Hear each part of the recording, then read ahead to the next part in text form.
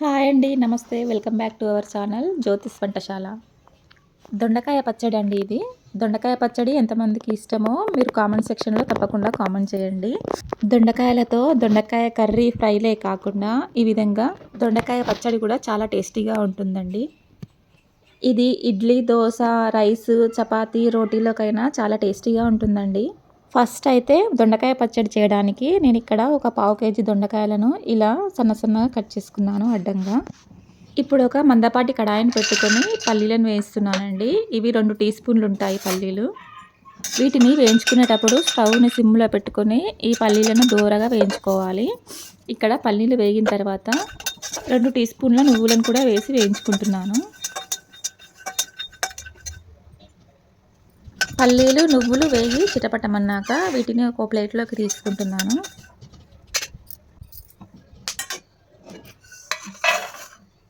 Next ఇదే వేడి కడాయిలోకి 1 tea spoon ధనియాలను వేసి వేయించుకుంటున్నాను. వీటిని పెద్దగా వేయించుకోని అవసరం లేదండి.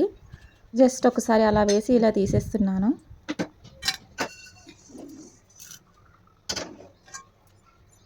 నెక్స్ట్ అయితే ఈ కడాయి మళ్ళీ స్టవ్ పైన 1 టేబుల్ స్పూన్ ఆయిల్ని అయితే వేసానండి. ఆయిల్ కొద్దిగా హీట్ అయిన తర్వాత ఈ ఆయిల్లోనికి 1 టీ స్పూన్ జీలకర్రను అయితే వేసుకుంటున్నాను.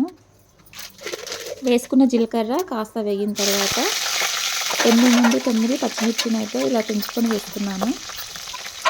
పచ్చిమిర్చిని అయితే మీరు తినే ఘాటుని, కారాన్ని బట్టి వేసుకోండి. పచ్చిమిర్చిని ఆయిల్లో వేయగానే ఆయిల్ మన పైనకు తిట్టకుండా కడాయి పైన మూత పెట్టేసుకొని దోరగా వేయించుకోండి. చూసారుగా పచ్చిమిర్చి అయితే దోరగా వేగిపోయింది. ఇప్పుడు ఇందులోకి మనం ముందుగా కట్ చేసి పక్కన పెట్టుకున్న దొండకాయ ముక్కలను అయితే వేసేసాను. దొండకాయ ముక్కలు ఆయిల్లో వేసుకున్న తర్వాత ఈ పోపు మొత్తం దొండకాయలకు పట్టే విధంగా మంచిగా కలుపుకోవాలి. దొండకాయ ముక్కలు ఇలా వేగుతుండగానే ఒక గుప్పెడు కరివేపాకును కూడా వేసి కలుపుకుంటున్నాను. ఇలా ఒకసారి మంచిగా కలుపుకున్న తర్వాత ఈ కడాయి పైన మూత పెట్టేసుకొని అలాగే వదిలేయకుండా మధ్య మధ్యలో కలుపుతూ ఫ్రై చేసుకోవాలి. అలాగే నెక్స్ట్ ఇందులోకి ఒక్క టమాటానైతే ఇలా నిలువుగా కట్ చేసి వేసుకుంటున్నాను. టమాటాతో పాటు చిన్న నిమ్మకాయ సైజ్ అంతా చింతపండుని కూడా కడిగి వేసేసుకుంటున్నాను. ఇప్పుడు ఈ దొండకాయ ముక్కల్లో ఉన్న పచ్చిదనము అలాగే టమాటాల్లో ఉన్న పచ్చిదనం అంతా ఎగిరిపోయే వరకు మంచిగా ఫ్రై చేసుకోవాలి. వీటిని దూరగా ఒక 5 మినిట్స్ పాటు మూత పెట్టేసి దొండకాయలు మంచిగా ఫ్రై అయ్యే వరకు ఫ్రై చేసుకున్న తర్వాత దొండకాయ ఆయిల్లో మంచిగా ఫ్రై అయ్యిందో లేదో ఒకసారి ఇలా గరిటెతో నలిపితే నలిగిపోయేలా ఫ్రై చేసుకోవాలి. నాకైతే ఇక్కడ దొండకాయ ముక్కలు, టమాటా ముక్కలు 2 మంచిగా వేగాయి. ఇప్పుడు దీన్ని ఇక స్టవ్ ఆఫ్ చేసి కడాయిని స్టవ్ నుంచి కిందికి దించేసుకొని దీన్ని పూర్తిగా చల్లార్చుకోవాలి. ఇక్కడైతే వేయించి పక్కన పెట్టుకున్న పల్లీలు, నువ్వులు, ధనియాలను ఒక మిక్సర్ జార్ తీసుకొని అందులో వేసుకొని 5 నుండి 6 వెల్లుల్లి రెబ్బలను కూడా ఈ మిక్సర్ జార్లో వేసుకొని మెత్తగా బ్లెండ్ చేసుకోవాలి. ఇక్కడైతే మిక్సీ పట్టుకొచ్చాక చూపిస్తున్నానండి. ముందు ఈ పల్లీలు, నువ్వులు, ధనియాలను బ్లెండ్ చేసుకున్న తర్వాతనే వేయించుకున్న దొండకాయ ముక్కలను వేసుకొని బ్లెండ్ చేసుకోవాలి. ఇప్పుడు ఇదే మిక్సర్ జార్లోనికి వేయించి పక్కన పెట్టుకున్న దొండకాయ ముక్కలన్నింటినీ వేసి బ్లెండ్ చేస్తున్నాను. దొండకాయలను వేయించుకున్న టైంలో సాల్ట్, పసుపు యాడ్ చేయలేను కాబట్టి ఇప్పుడు తగినంత సాల్ట్, పసుపు వేసి మనకు కావాల్సిన కన్సిస్టెన్సీని చూసుకొని ఈ దొండకాయలన్నింటినీ మెత్తగా బ్లెండ్ చేసుకోవాలి.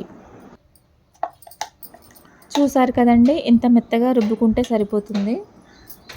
ఒకవేళ మీ దగ్గర రుబ్బుకునే రోలు అవైలబుల్గా ఉంటే రోట్లో దంచుకున్న పచ్చడి అయితే ఇంకా టేస్టీగా ఉంటుంది.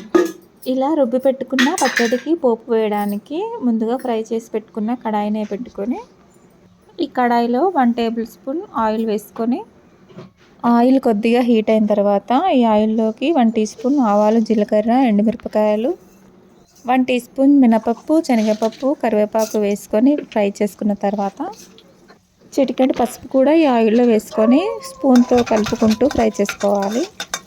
ఈ విధంగా పోపు రెడీ అయిపోయిన ఆయిల్లోనికి మనం ముందుగా రుబ్బి పెట్టుకున్న దొండకాయ పచ్చడిని అంతా వేసేస్తున్నాను.